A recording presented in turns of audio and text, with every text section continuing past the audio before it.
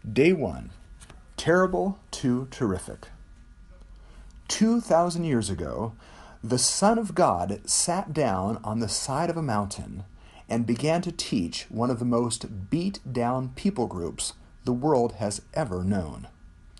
They were oppressed by the Romans, loaded down by their priests, and crushed by their homegrown despot king, so bent on retaining power that 30 years earlier, he'd killed every one of their sons under the age of 2, on the rumor that one of them might take his place.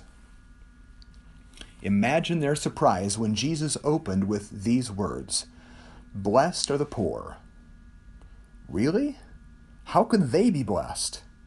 And why, of all things, start with their financial position?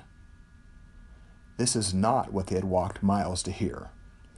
They were looking for someone to cast off their oppressors, restore their kingdom, and save the day. Jesus was off to a terrible start. But here's a news flash for you. Jesus meant for his advice to be terrible. Terrible.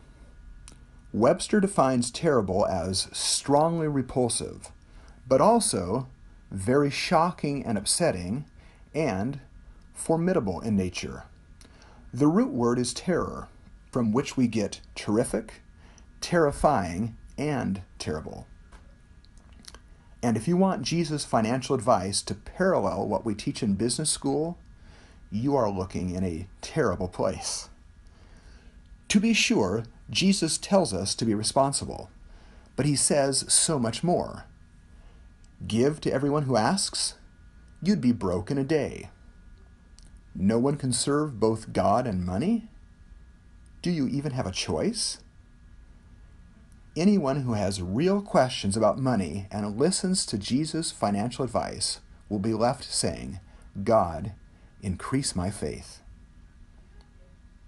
So, what are we missing? In a word, purpose. Jesus' purpose, that is. Jesus came to this earth for one main purpose: to glorify his Father, to restore a true picture of who God is to the praise and glory of his name.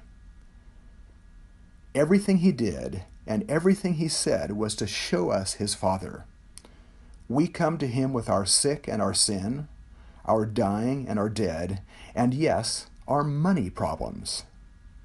And Jesus meets us right where we are. He meets our needs and feels our pain. And then he redirects us to what we really need, his Father. Jesus' financial advice goes far beyond getting and giving to every facet of living. As God continues to increase our faith, we see more and more how he really will do immeasurably more than all we ask or imagine. Jesus' financial advice turns from terrible to terrific as he flips the tables on everything we thought we knew about peace, prosperity, and the pursuit of happiness. What will you do with Jesus' terrible financial advice?